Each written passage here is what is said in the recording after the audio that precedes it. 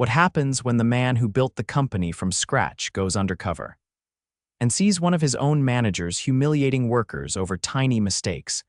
Isaiah Orton zipped up his janitor's jumpsuit, adjusted the gray cap low over his forehead, and checked his reflection in the restroom mirror. He barely recognized the guy staring back. A thick beard, some added crow's feet from a makeup artist, glasses, and a fake ID badge with the name Tommy printed in fading ink. He took a breath. This was store 13 out of 15, one of the busiest. A warehouse-sized store with over 30 employees, located on the edge of a growing mid-sized city. Isaiah had never stepped foot in it. That had been the point. He'd built the company over 15 years, but the last 5 had been behind a desk. Growth had come fast, too fast. He didn't know half the managers anymore. He didn't know the employees at all. He'd gotten used to hearing reports, reading data, watching performance dashboards, but something had been gnawing at him. Customer reviews had started to dip at 3 locations. This one included, nothing catastrophic.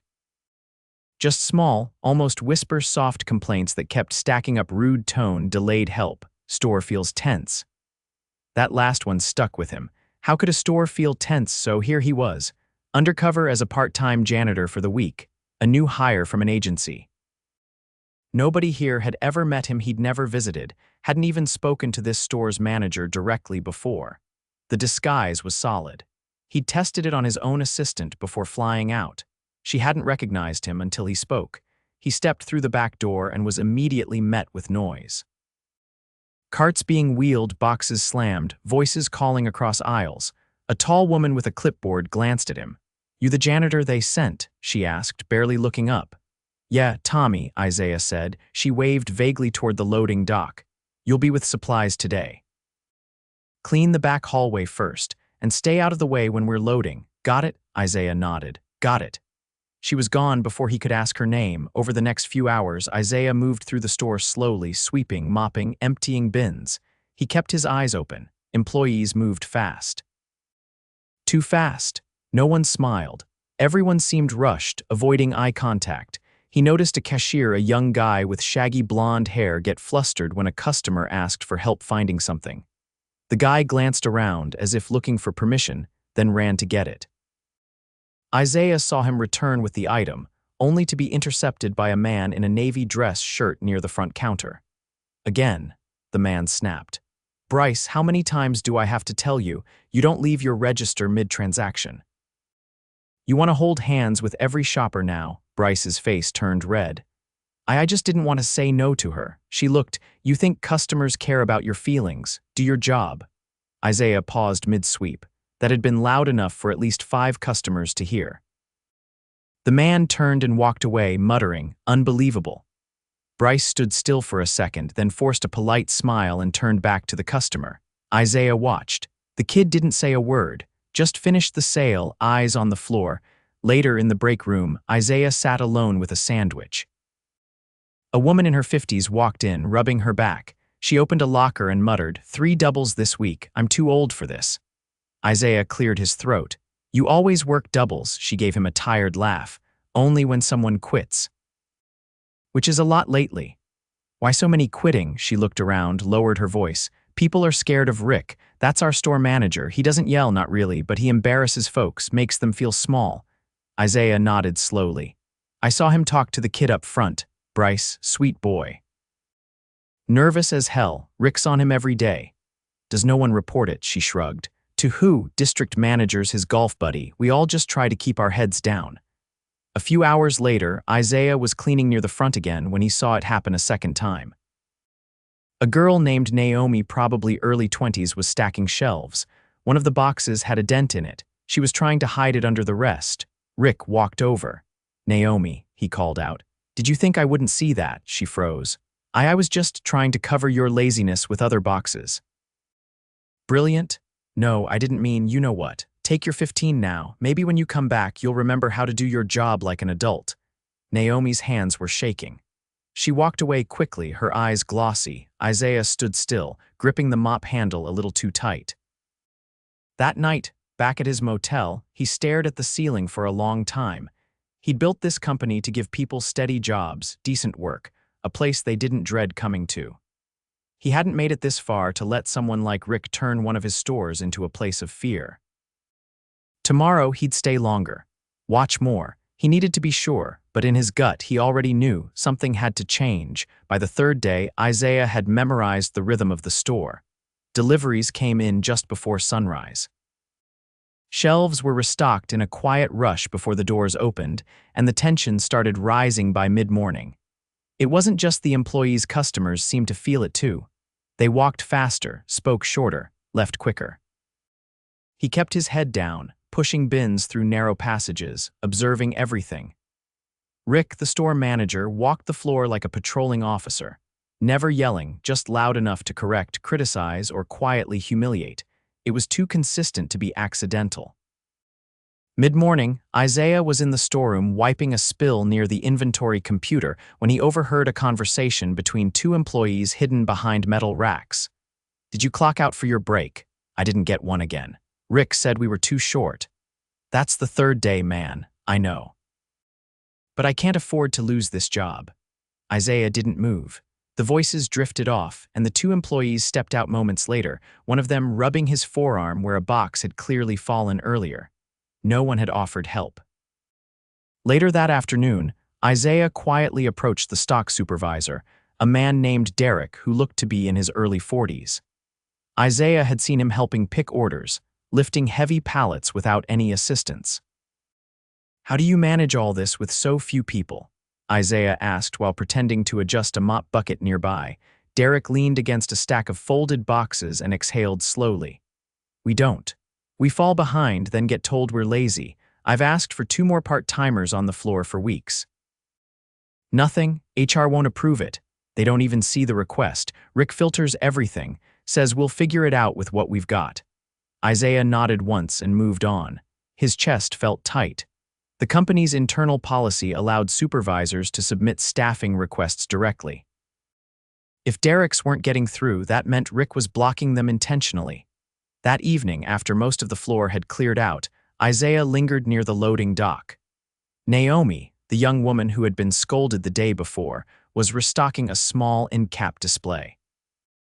Her moves were too careful, too measured, like she was waiting to be reprimanded again. He approached slowly. "Need help lifting that?" She gave him a quick glance and shook her head. "I've got it. You look like you've done this a lot. Third time rebuilding this display." Rick didn't like the last version. He gave feedback. "No, just knocked it over with a clipboard and told me to try again without making it look like a garage sale." Isaiah looked at the half-assembled display. It was fine, neatly arranged, color-coded, visually clean. He crouched beside her, resting on one knee. "That doesn't seem fair." She lifted a box and kept her voice low.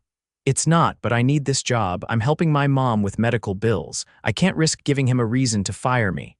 He didn't press further. She didn't need more questions. She needed protection and leadership.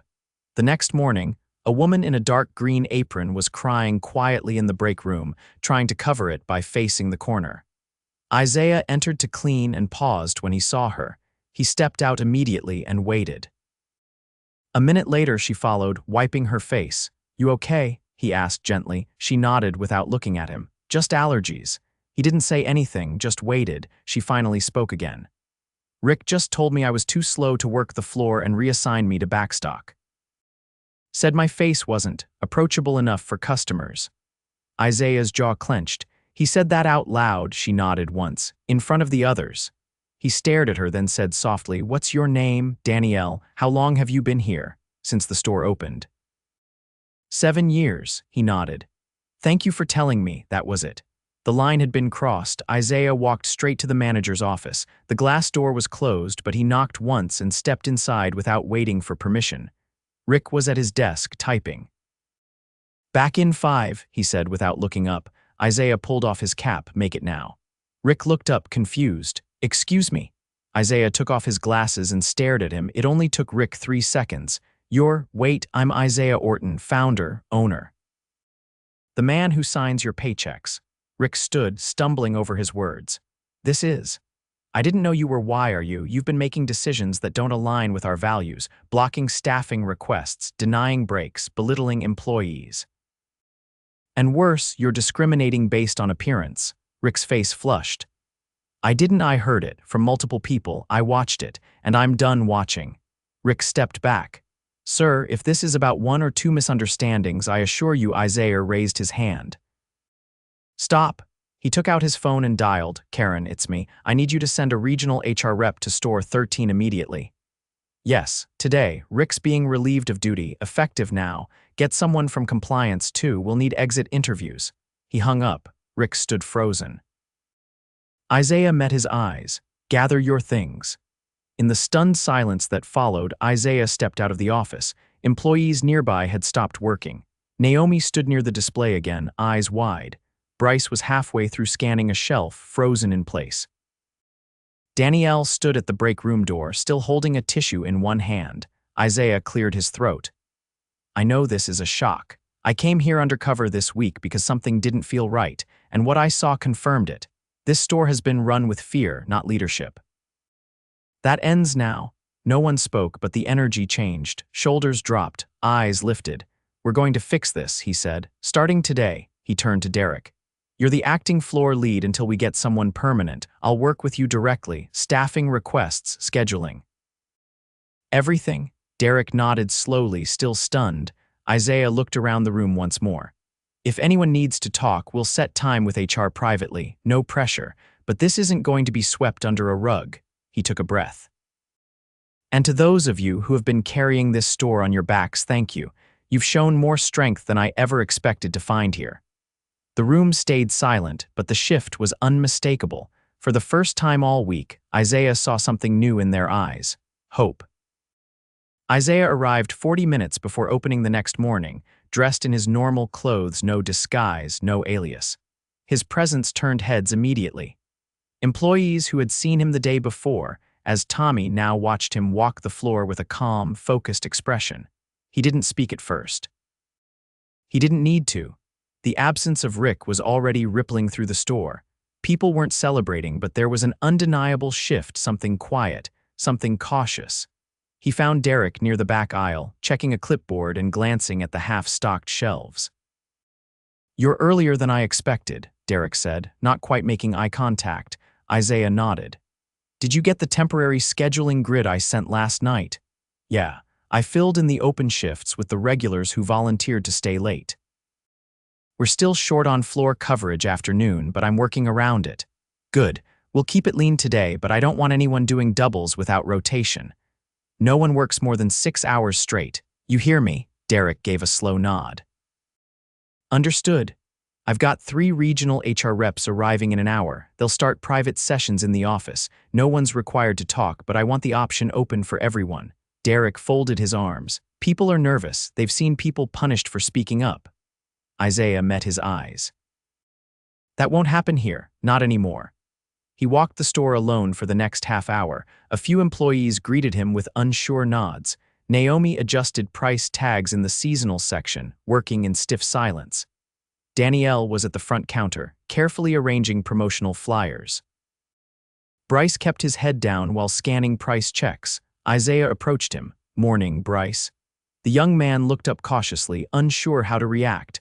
I wanted to ask a favor, Isaiah said. You've been working registers a while. I'm trying to understand what slows things down most during peak hours. If you could jot down a list today, top 5 friction points, I'd appreciate it. Bryce blinked. You want to know what I think could work better? Exactly that. Sure, yeah, I can do that. Take your time. Just observations. Isaiah moved on, not waiting for thanks. He wasn't interested in grand gestures. He wanted truth. Quiet, honest truth. At 9 sharp, HR arrived. 3 reps, all from out of state, briefed and neutral. They set up in the back office and began inviting employees in one at a time. Isaiah stayed away from the process entirely. He didn't want influence. He wanted clarity. By 10:30, he was in the receiving area when Derek approached, holding a torn packing slip. Whole pallet of outdoor goods came in mislabeled. We'll have to hand sort. That's another hour we didn't plan for. Isaiah exhaled through his nose. You got someone who can help from the back. Not without pulling Naomi off the floor. She's the only one who knows the new display plan. Then I'll sort it with you. Derek hesitated. You sure? Let's get it done. They worked for 40 minutes in silence, cutting open boxes, checking SKU labels, separating items into correct bins. Isaiah didn't talk unless necessary. He wanted Derek to see that he wasn't there to supervise. He was there to earn trust, one box at a time. When they finished, Derek leaned against a steel rack and wiped his forehead with his sleeve. I've never seen a corporate head touch inventory before. Isaiah pulled off his gloves. I'm not corporate. I'm the guy who started this business in a garage with 20 lawnmowers and a folding table. Derek gave a dry chuckle. You've come a long way. Too far, maybe. Isaiah stepped back onto the floor just as Naomi walked past with a clipboard. She paused when she saw him. Do you still want the end cap rebuilt, or is that not important now? I want whatever version you think sells best. You're the one on the floor. Naomi glanced at him, unsure whether it was a test. All right. Then I'll move the clearance bins out of sight. They make the display feel cheap. Do it. She nodded, almost surprised by the simplicity of the interaction. By early afternoon, the HR team had finished interviews.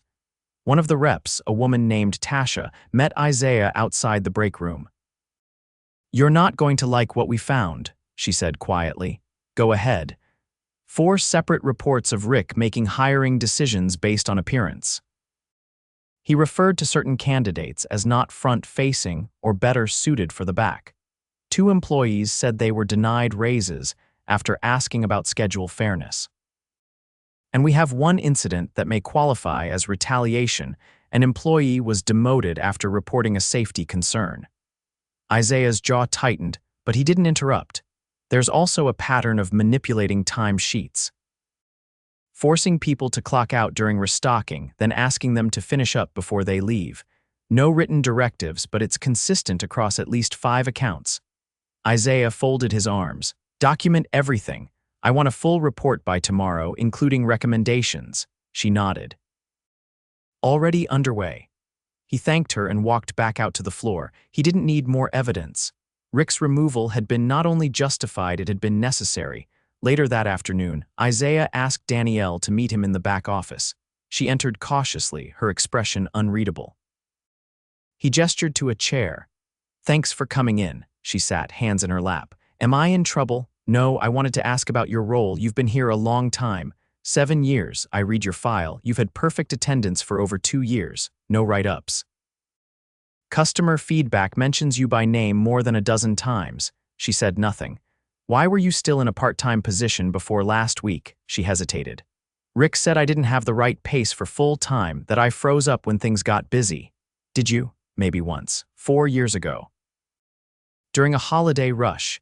Isaiah leaned forward. Would you want to move into a lead role on the front counter? Danielle blinked. I'm not sure. I've never trained anyone before. You don't need to know everything. You just need to care.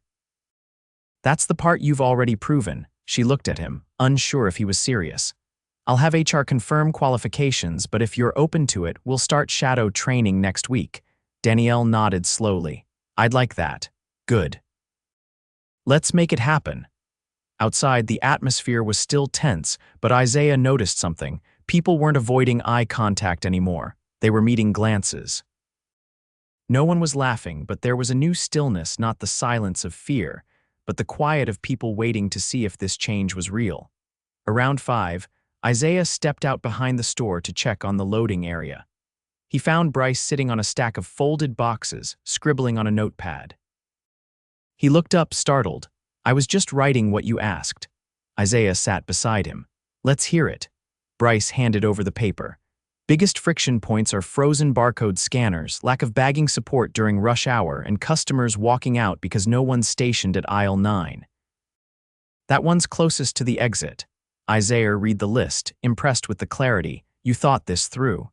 I've been watching for a while. Isaiah folded the page and tucked it in his pocket. You ever consider moving into a training position? You've got an eye for process. Bryce looked away. Rick used to say I was too anxious to manage anything. Isaiah shook his head.